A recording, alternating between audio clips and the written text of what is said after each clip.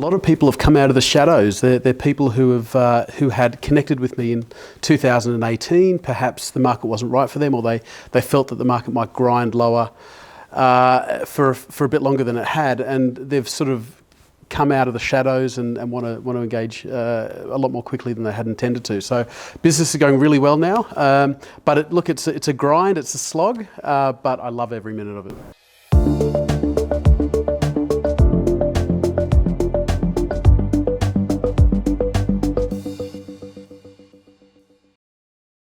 Welcome back to the Buyers Agent Institute show. The purpose of the show is to bring awareness to buyers agents, to bring awareness around the career opportunities that the buyers agent sector is providing to people, to bring awareness around the value that buyers agents are providing to people who need help buying property.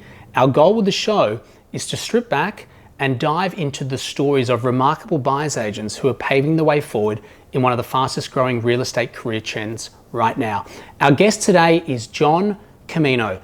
John's background in investing started 15 years ago across Sydney. He's very focused on Sydney, him and his wife, and they've built up an incredible portfolio. John's professional background was in the finance sector for 15 years, where he served as a finance director, and he bought his first property sight unseen when he was in London. John now runs a buyer's agent business called Bridge to Bricks. It started at the beginning of 2018, and business is thriving for John. So I'm really excited today to introduce John and dive into what he's doing with his business. Welcome, John. Thanks, Ben. Great to be here. And so you're very Sydney focused, right? Yeah, completely. Is stock an issue in Sydney for you? It's probably the biggest challenge. Yeah, it is. So, numbers are down about 50% or possibly a bit less than that off the previous year. It's a reflection of the prices having come off the market, creating a disincentive for people to sell. So the biggest challenge at the moment is finding stock. Obviously, prospecting is the other big challenge when it comes to being a buyer's agent as well. But we're in spring now, and the market is certainly picking up in terms of prices, but it's also starting to pick up in terms of volume as well. What do you do when stock is so low and you've got a handful of clients that are obviously desperate to buy a property and you can't find it on Real Estate and Domain? Yeah, well, you hustle. But they engage me to have an advocate looking for their property on a full-time basis. It's the sort of search that they would never have the time to do themselves. So I call every conceivable real estate agent. I've been door knocking before. I've dropped letterbox drops, all this sort of stuff. So I'll get my property, but it takes time. Nice. I also forgot to mention you are a chartered accountant. Correct. So yep. I'm sure when the vendor has a nice chartered accountant knocking on the door, they're okay with it. Yeah, I wear trousers. I've got a collar. Yeah, they like that sometimes. Yep. Let's talk about this property you bought. So you're living in London. Yep. You're working in finance. I was a finance director. Yep. And you bought a property sight unseen. How'd it go? It was good. So I did the search myself from a little shoebox apartment in Bayswater in London, and I ended up buying a townhouse in, I think it was 2006. So in hindsight, the market would have been quite frothy then actually. But I bought a townhouse in Five Dock, and I did a bunch of research on the area of Five Dock. When I identified the property, I actually just called my sister and asked her to go and have a look at it. So I didn't know what a buyer's agent was back then. But essentially I used my sister as a buyer's agent. And she went to the property to have a look around. She came back and I said, what was it like? And she said, oh, look, the tenants were there. There were McDonald's wrappers on the ground. It was pretty gross, actually. And I said, yeah, but what was the layout like? Was it close to transport and all that sort of stuff? And we bought the property. Finance was a real problem as I was a non-resident back then. But no regrets. And that's been the seed of other properties that we've bought since. Interestingly, my wife had owned properties when I met her. So when we brought them together, we were able to do some good stuff. Yeah, nice. And that experience of buying sight unseen, when I was a buyer's agent, I used to see that a lot. But I guess now, are you working with expats who are buying in who now are using your help? Yeah, that's definitely a category of my clients. I bought a place for an expat in, Paddington recently, which was fantastic. So yeah, the expats are really a common form of client, so certainly. Are they coming to see the property, or are you just, I guess, taking video photos, giving them the whole rundown, due diligence? It depends. Sometimes it's video. Often it's that they nominate people that they really trust. It could be sisters and mothers and those sorts of things, but when we do the shortlist drive around, it's with family members usually. Do the investor clients love you because you're a number cruncher? They do. I'm a risk guy, a risk guy. So when I do provide a lot of numbers and those sorts of things, and I guess the accounting background gives a bit of credibility, and I know what I'd like to see if I was buying an asset, insert asset name here. So I do a lot of numbers and cash flow types of assessments, and I think it's helpful. Do you prefer doing owner or servicing owner-occupier clients or investors? Is there a preference? Well, for the owner-occupiers, the numbers are bigger. People are generally looking for more substantial properties, and for investors, they're usually looking for more affordable types of properties that they can sort of accumulate rather than fall in love with. I guess I prefer the investors. It's a quicker process, and it's more, in terms of decision making, it's a lot more straightforward. It's about numbers and it's about attributes. So I guess I prefer the investors. Do you place the investors into a specific investment strategy that you have, or do they typically come to you because they're sophisticated and they have their own strategies? Yeah, it's probably the former. They tend to come to me and say, well, here's the amount of money I've got. What do you think I should buy? And then I apply the sorts of investment strategy that I'd apply for myself, which would be, looking at the walk scores, looking at the convenience ratings, looking at the yields, those sorts of things. Nice. And doing renos, like any cosmetic or structural stuff, do you do that? Well, if they're looking for a fixer-upper, like I try to match the property with the buyer. So I bought for a handyman recently, so we bought a fixer-upper. But generally speaking, people want finished products, generally. And buying for the second time for your clients, is that popping up a bit? Yes, it is. Yeah, it is. But just now, yeah, it is. One of the interesting things for me is that in 2018, my business was all about owner-occupiers, so my average purchase price was quite high. And this year, the investors are back, so the volume's up and the purchase prices are down. So that's a good thing, I suppose. Yeah, definitely. I mean, obviously different experience working with an owner-occ versus investor. I feel like with owner-occ, from my experience, it draws out the time from sign up to buying. Is there an average time frame that you can see with investor clients? It's around 8 weeks for an investor client, and for an owner-occupier client, it's probably around 14 weeks. Okay. Yeah. And on market versus off market and pre-market, are you primarily buying properties in either of those categories? Yeah. So it's probably just over 50% are off market, around 60%. Are off market, which is pretty good. And when I say off market, they tend to be pre-market or post-market. So they're still a motivated seller usually. And I'm seeing it actually depends on where in Sydney I'm buying as to whether or not there's a lot of off-market opportunities. So for example, in the lower North Shore, which is where I'm based, I do a lot of off-market deals. But when I'm looking for investors in, say, the St George area, it's all on market. So it depends where, and the buying I'm doing in the St George area is bringing that average number of kind of off-market deals down, but it's all good. And I'm sure all the agents know you now in St George and they do, yeah, they do. And it's it's important to work with agents that you see eye to eye with, and it's all supply and demand, right? They've got a motivated seller, we've got a motivated buyer, and it's just let's crunch the deal. Absolutely, yeah. And in terms of, I guess, let's go back to the door knocking, because it is, like, there is a lot of low stock going on, I'm hearing in different areas.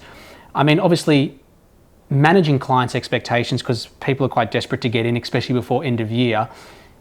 How do you go about that? Is it just regular communication with the client? Yeah, definitely. So I make sure I touch the client, or I have a touch point with the client at least every second day. So they always know what I'm doing. And that's actually... That is a great way to incentivize me to keep the process moving, to always be active for them, to always do something that progresses their purchase. So I'm always in touch with the client, and I always have to come up with new ways to get them to their goal, which could be door knocking, for example, or it could be the ring around. But yeah, always doing something. Nice. And we talked about prospecting earlier. I remember when we first spoke, prospecting is typically a challenging aspect for anyone. I think we're in a sales environment, and your personality, you didn't come from sales. Correct. Either did I. And I know when I first met you though, face to face, I thought you were going to be brilliant because you're non-salesy.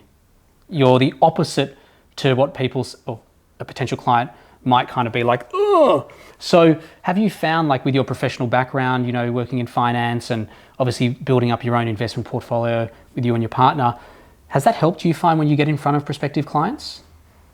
It does. It's helpful to have a story to tell. It's helpful to have a little bit of grey in the sideburns as well, just to have a little bit of credibility in that sense. So prospecting is definitely the hardest part, though. And I guess I can convert, but finding the buyers is the tricky part. And I guess anyone who's interested in becoming a buyer's agent needs to know that it's all about the prospecting. It's all about the prospecting. So, you know, I'm a big fan of Ryan Serhant in the US, and you know he's on these beachside properties and multi-million dollars, and that's part of it. But most of it is spent prospecting on the phone. That's right. And where are a lot of your clients coming from? Are they coming from a particular source, like mortgage brokers? Are they coming from accountants, real estate agents, or are you doing marketing? A lot of them come from networks. But actually, my biggest referral source is probably online property forums like Property Chat. So I'm a really active blogger. I give my opinion on all sorts of, whatever's going on in the property market. And interestingly, that's where a lot of people find me, and that's where a lot of international people find me. So the expats are looking at these property forums, and I get a lot of leads from there. But generally speaking, it's a referral business. It's incredible. Yeah. So would you say it's like 100% referral based? I'd say it is. I'd say it's 80% referral based, and then there is another sort of 15 to 20%, which is things like the Property Chat forums. That's a great model, I think, to have. And the more I mean, when I look at a business, the more referral based, like the more trust. Yes. Obviously, it demonstrates how much people trust you, and I mean, hopefully, I'm assuming you're going to start getting a lot of referrals from your past clients as well. I hope so, yeah. And it all then snowballs. That's right. I notice from my experience with buyer's agents who are focused in owner-occupier in that space, real estate agents are a great referral source, because if you're trying to service, let's say, clients in Mossman between 3 and 5, who are those real estate agents who are selling between 3 and 5, and they've got buyers, and how do we become friends, right? Yep. So have you found real estate agents have been helpful? They have, less so. I'd say mortgage brokers would be higher in terms of referrals. I'd say that accountants and finance brokers tend to be sort of up there as well. Low in volume but high in trust. So real estate agents probably less so for me. They'd be sort of second tier in terms of referral sources, but you get them where you can get them, right? Yeah, that's right. And so I'm assuming before Bridge to Bricks days, you were in an office? Correct. I'm assuming now you're not office bound, chained to the desk. How was that? I'm back in beginning of 2018. How was that transition? The freedom was great, and the risk there is that you squander your time watching like YouTube clips of whatever it is. So the freedom really makes you need to be very disciplined about how you allocate your time, and your Buyer's Agent Institute covers a lot of that stuff, which was great actually. But the freedom was great. As a chartered accountant doing finance director stuff, the work used to come to me. I used to turn up to work, and and there was always something to do. It was always the same thing, generally speaking. But as a buyer's agent, I make my own opportunities, and if I'll be as busy as as how hard I work. So that's different.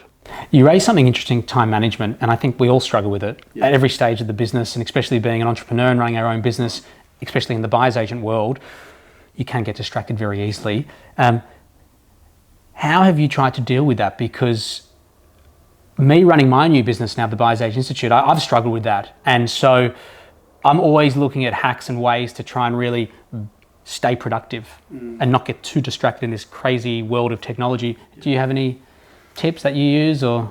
Well, the main way I get around that is having a very determined wife who makes sure I focus on what the task at hand is.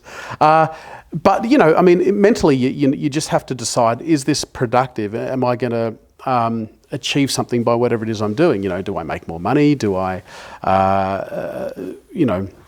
fill the brief of a client by watching this YouTube clip or doing whatever it is, right? Going on that run. So you just have to, because running a business is feast or famine, really. It's as good as the opportunity you make. Eventually, the necessities of life require you to be productive, and so that's how you allocate your time. But in terms of the specifics of how I allocate my time, I just make sure I allocate certain amounts of time to being on the phone, certain amounts of time being out and about, and I try to, and this is, talk about Ryan Serhant again, he has a goal of meeting 3 new people a day. Now he's an exceptional US-based sales agent, but he's right, like you've got to try to allocate your time in a way that you're meeting a new person every day. So that's what I try to do as well. And how's that going for you? Yeah, good. Yeah, good.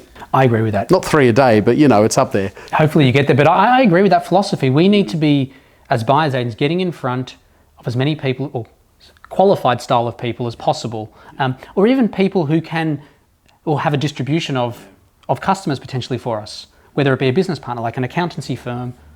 Absolutely, and even if it's someone who's passionate about property and that reinvigorates you. So maybe they're not a referral source, but maybe they just love property and it reinvigorates you. So you've got meeting new people.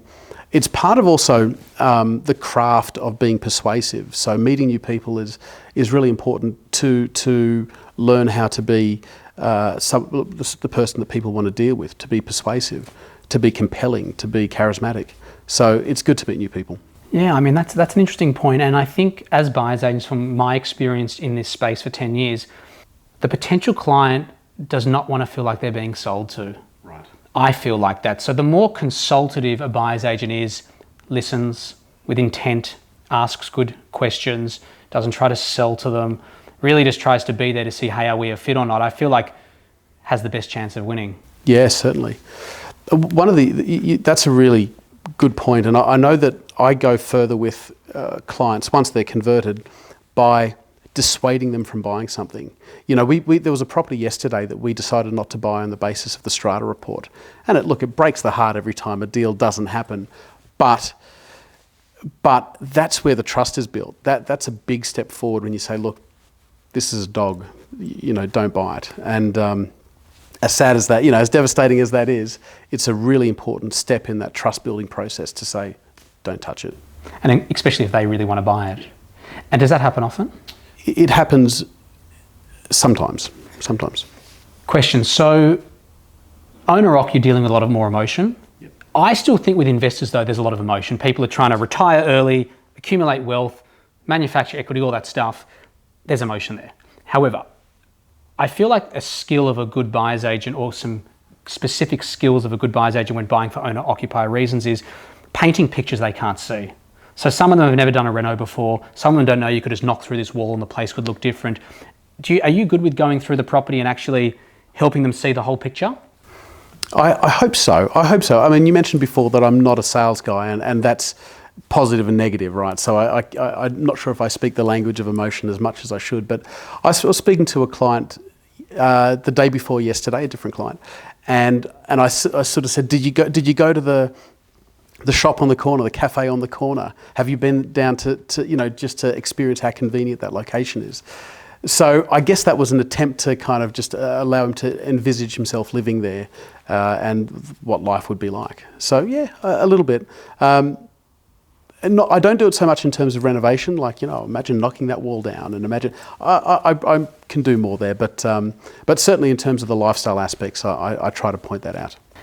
2020, you're busy, I'm seeing you online, you're doing a lot of deals, things are going really well. Any new plans, or are you just keeping it simple? It's growth, the plan's growth. We're not, we want to go beyond consolidation. I also want to refine the craft. I mean, the first thing you do when you become a buyer's agent is you need to get proof of concept. Can I do this? So we're past that. We're growing the business, but I want to grow it a lot more quickly. And I want to be at the stage where, you know, if a buyer doesn't decide to go with me, that's cool. That's cool. There's that pipeline. So to build the pipeline, to grow the business, and to refine the art. Awesome. Where can people find you? Like, is it your website or? The website's the best place. It's www.bridgetobricks.com.au. Cool. And I'm assuming you are on LinkedIn and? LinkedIn, Facebook, Instagram, homing pigeons, you know, all the ways. Very easy to catch. Do you like the social channels, by the way? You know, I never had a Facebook account until I started the business. So I'm not a social media guy, but, you know, it keeps me connected. You won't believe it. I didn't have a personal Facebook account until I resigned last year in May. Never had one. So I feel you. Thanks for being here. I appreciate it. Pleasure, Ben. For all of you listening, please check out John at his website, Bridge to Bricks. And you can check him out on LinkedIn, Facebook, Instagram, all the socials. If you're specifically looking to buy property in Sydney, whether it be for investment purposes or owner-occupiers reasons, I highly recommend you reach out to John. See you next week.